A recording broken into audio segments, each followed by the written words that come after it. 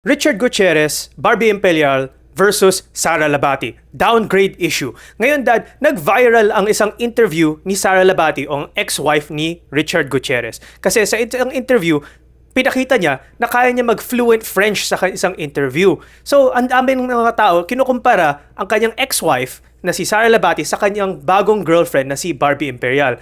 In fact, ang mga comments nga, medyo masama or mean nga ang mga comments kasi ang sinasabi nila, ba't nag-downgrade si Richard Gutierrez? Ang mga joke pa nga nila, yung isa, may croissant na dati si Richard Gutierrez, ngayon, naging ensaymada pa. So parang nag-iinsulto pa nga sila, parang ininsulto nila ang katayuan ni Barbie Imperial kasi sinasabi nila sobrang taas ng level ni Sara Labati, ba't siya nag-trade down?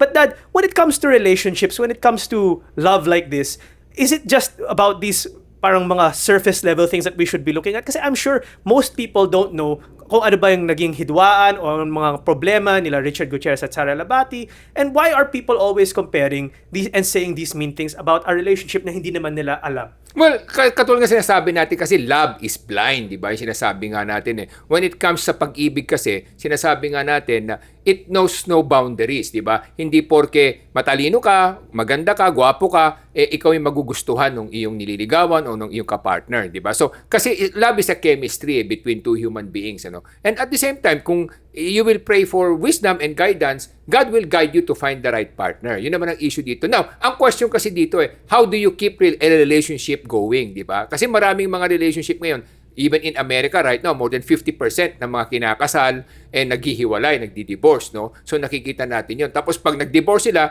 yung second marriage nila, ang probability na mag-divorce sila 75%, lalong tumaas, no? Kasi pag yung first marriage mo hindi nag-work out, nagiging psychological mo na yun, background mo na yun o foundation mo na yun. Kaya yung second marriage mo, based on American standards, 75% naghihiwalay. Sa ating bayan kasi wala pang ganyang record kasi minsan naghihiwalay na lang sila nang hindi na magkasama sa bahay, pero hindi naman sila officially kumuha ng annulment o ng illegal separation. So napakarami ngayon sa ating bayan, no? So the question is, why do relationships normally fail, no? O why does it not last that long? Kasi issue diyan, number one, yung expectations, no? Number one kasi, pagka bata kayo, nag-asawa kayo, normally mga expectation nyo sa bawat isa't isa napakataas, hindi ba? So, sometimes it becomes unrealistic. Kasi nga, sometimes ang iniisip natin, we can change the other person, no? Mababago natin yung mga negative traits niya o yung mga hindi magandang ugali niya o yung kanyang mga bad sides, no? Pero in reality, hindi natin mababago yon. It's impossible to change another person.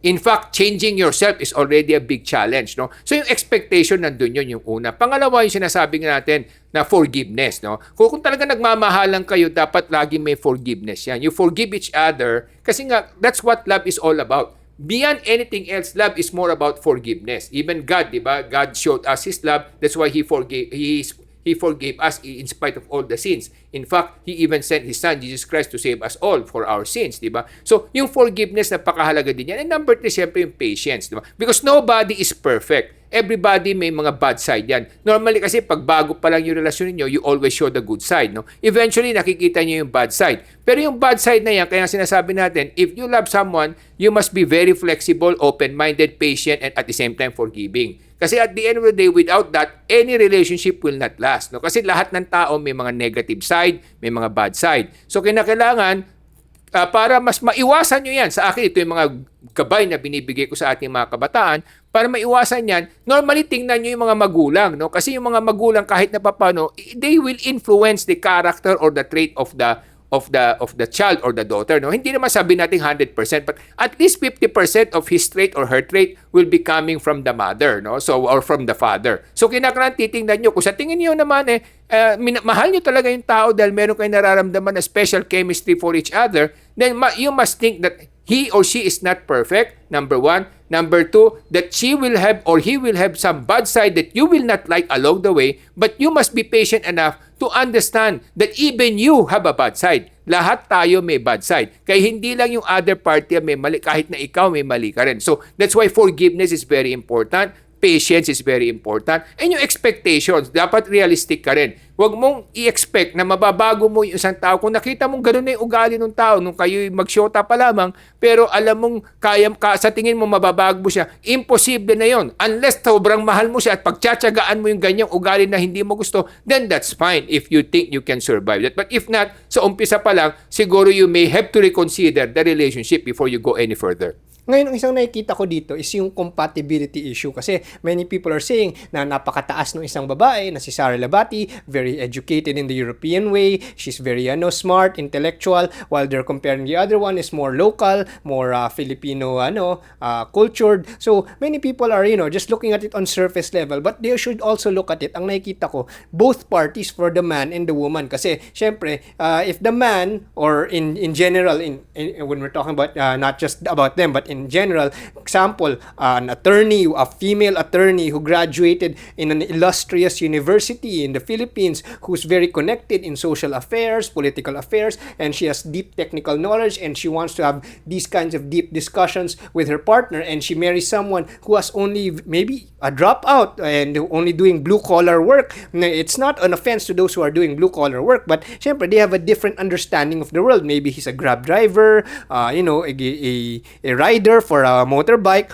Syempre, pag nag-usap sila, hindi sila magkakaroon ng magandang compatible discussions and deep thoughts with each other kasi parang mismatch, 'di ba? So, ano nakikita mo dun, Dad? Is there really a compatibility that has to be bridged with education? Kasi ang nakikita ko dito, it's not just about mas mataas to or mas mababa to. It's about who you're compatible with based on your education level. What do you think, Dad? Well, definitely napakahalaga no. Kaya like ko sinasabi, it's a guide for a lot of people who are still in the stage of being single, no. So siyempre, number one, to choose a partner, there are 3 criteria you must look into. Tatlo yung criteria na like ko sinasabi sa mga kabataan, no. Una, siyempre, ano yung educational background niyo and compared to the partner that you are marrying, no. So for example, assuming for the sake of argument na ako'y isang factory worker, no. Ako'y isang sabihin na natin, ako isang basurero, no. So wala namang masama sa trabaho ko dahil kung wala ako, wala rin magsisilbi sa ating lipunan.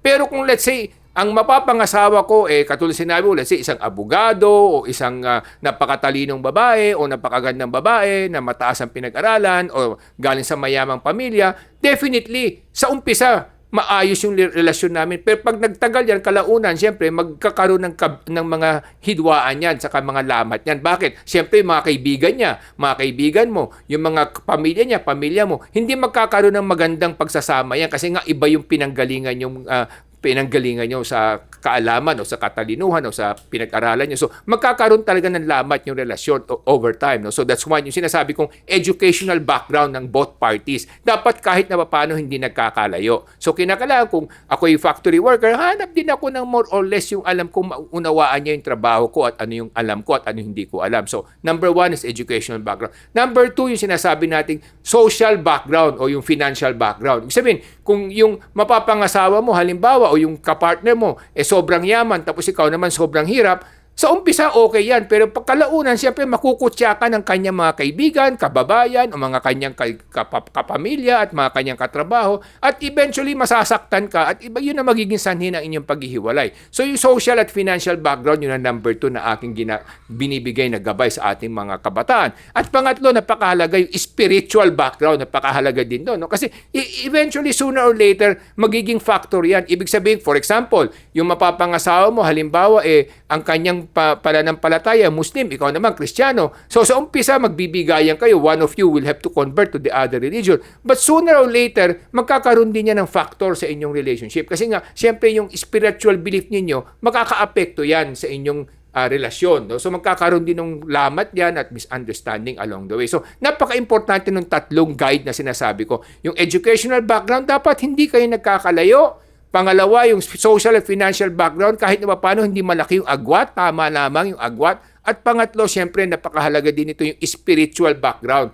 yung ng inyong kapartner. Kung ito ba'y naayon sa inyong pananalig, paniniwala at kinalakihan, di ba? Kasi kung hindi, yan yung magiging sanhi ng inyong paghihiwalay. Meron din naman mga nagtatagumpay in spite of that. Pero again, they are the exception rather than the general rule. Kaya mga kababayan, education is the key to success in life, in relationships, in careers, and in all compatibility. Kasi the more education you have, and you will meet the right people in the same education level, you will have more choices and deeper relationships. That's why edukasyon pa rin ang solusyon sa pag-angat ng bayan, relationships, career, and all kinds of directions in life. Para sa edukasyon, ako si Morgan Sain, yung coach ng bayan. Mga kababayan, when it comes to choosing the right partner or making the right choices in life, importante talaga ang edukasyon para alam natin kung anong tama at ano ang mali para sa atin. Kaya ang layunin ng Ilocano Defenders Party List ay itaas ang antas ng edukasyon para sa lahat ng Pilipino para gumanda ang ating kinabukasan. Ako po ay si Solomon Sai, ang inyong kuya ng bayan. Maraming nagsasabi sa aming mga vlogs na sinasabi nilang pag matalino at maraming